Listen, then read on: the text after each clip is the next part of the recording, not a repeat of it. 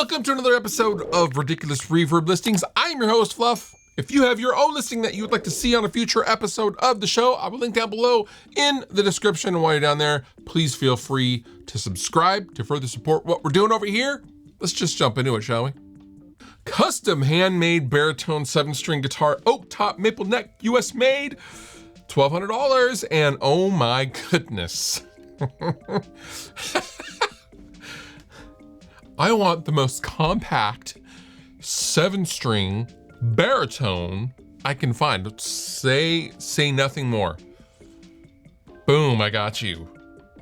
It's like this. It's like a modern version of Michael Jackson or Michael J. Fox's Back to the Future guitar. That is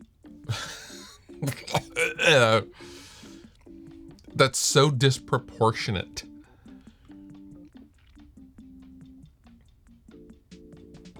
That looks so bad.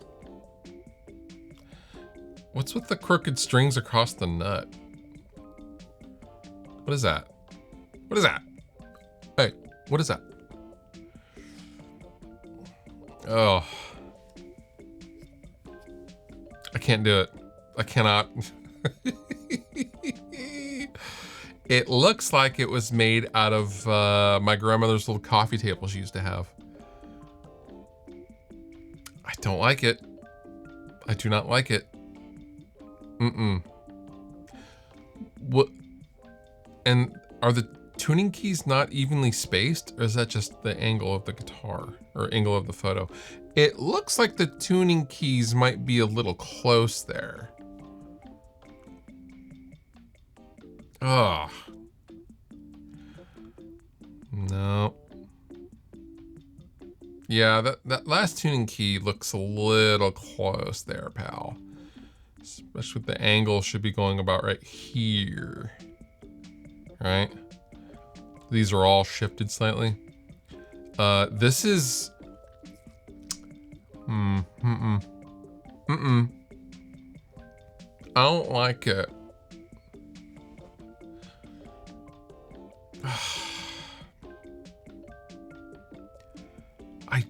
Yeah, that tuning key is that spacing is not correct. Also, I think the tuning keys aren't exactly in line either, and like they kind of go up as opposed to keeping the line. Yeah, the tuners are not placed correctly on this guitar. This is so ridiculous. The shape is ridiculous. I don't know why you would want a body that's smaller than the neck. I don't know. Let's see what the description says. Handmade in Tennessee with that vintage worn look for an aged guitar. Serial number 24125.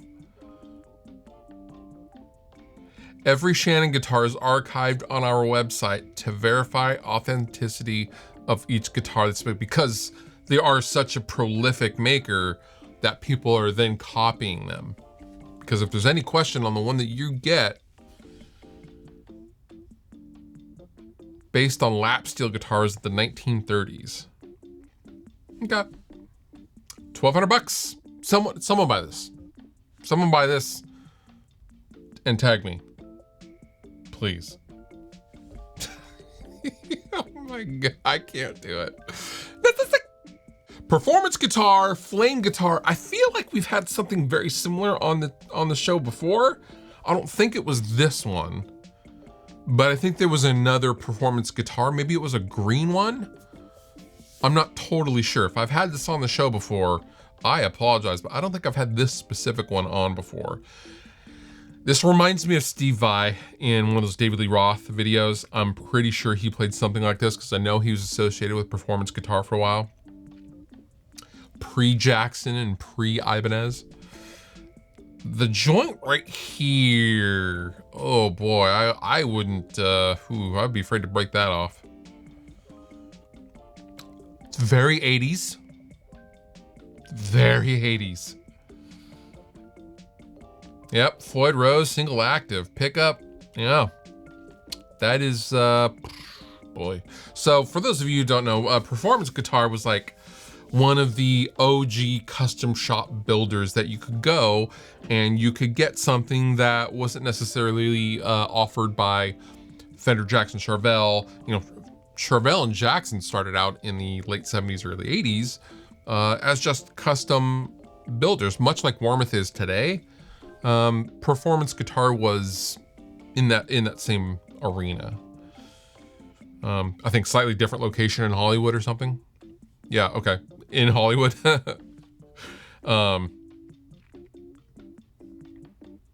Yeah, cool guitars. I don't know if it's a $50,000 cool. Oh, this is a Steve Vai flame guitar. Oh, okay. My bad, you guys have probably been screaming at your stream, it's a Steve Vai guitar, idiot.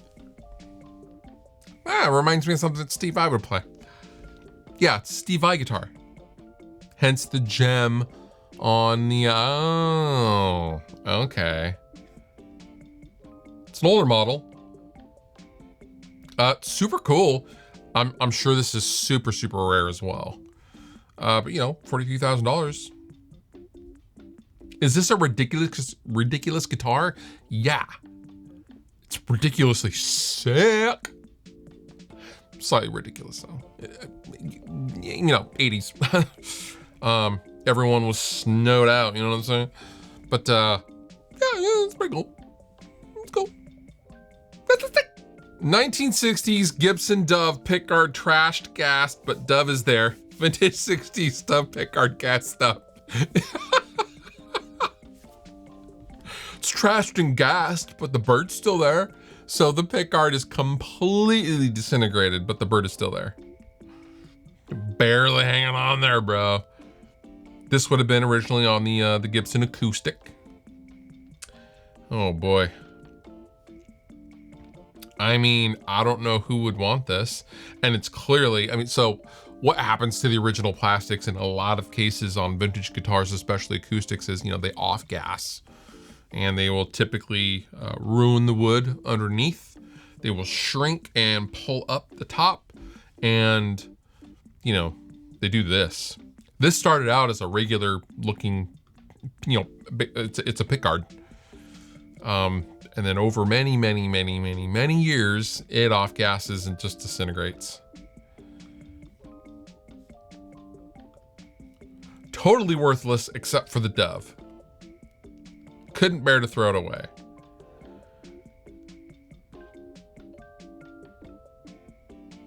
Totally worthless except the $99 that I'm asking for it. I love the honesty.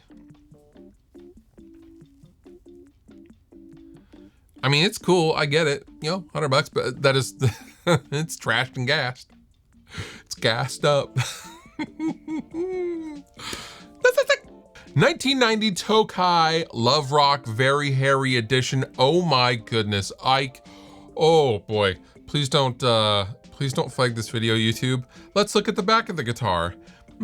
It's nice. It's a Tokai Les Paul cup. Oh God. Oh.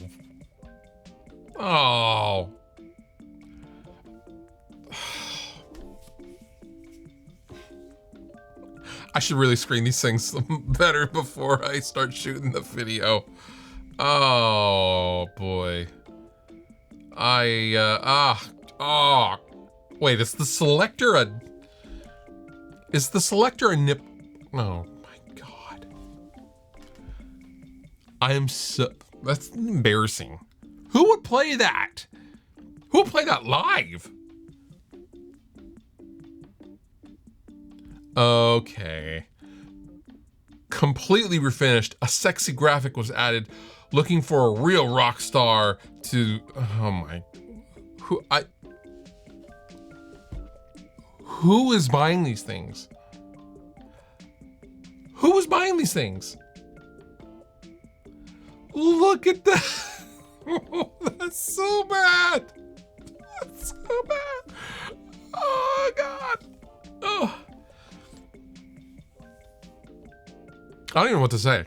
This is like so beyond ridiculous. Please don't report this video. I am so sorry. Let's move on. Next listing. Washburn HM5V 1985 white with blood splatter. There you go. Look at that thing.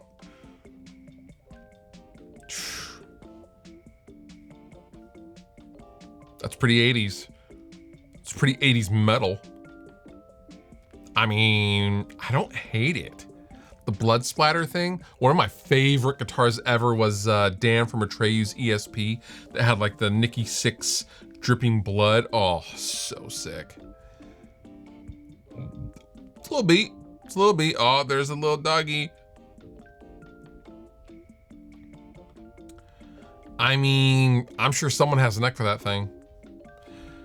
This is just a guitar body and plastic components. Overall body integrity is 100%. It will support everything needed to play again. I had found this backstage room of a local venue after its closing. The owner said it sat in the loft for around a decade after the headstock snapped off one night in the mid-90s.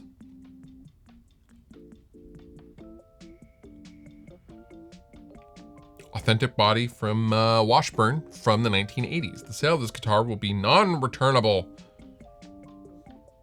I mean, 550 bucks, someone could actually make a pretty cool project guitar out of this thing.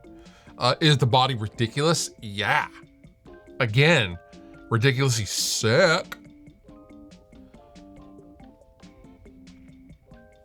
I feel like you could do something pretty cool with this thing. I don't know, maybe it's just me. But, you know, 550 bucks, all right. That's a sick. And finally, we have an 80s Kramer Grim Reaper Psyched Axe. Again, from Graffiti Music. You are trolling for 2,000 bucks. Custom built for the UK band Grim Reaper. Oh, what? I know Mr. Nick Boca. This was his band, rather. Not his, because he's left-handed, but what? What? Was this seriously made for them? I'm gonna ask him. I'm gonna text this to him. It's meant to, I don't understand what it's supposed to be the blade part of, okay, it looks like maybe there used to be a blade or something. Oh, the blade used to be, that's hilarious. Oh. I'm like, man, surely this is missing something. Yeah, so the blade went across. That's incredible. 1 of 9 produced. The blade is missing now. Oh, that's hilarious. I'm gonna send this to Nick Bocott.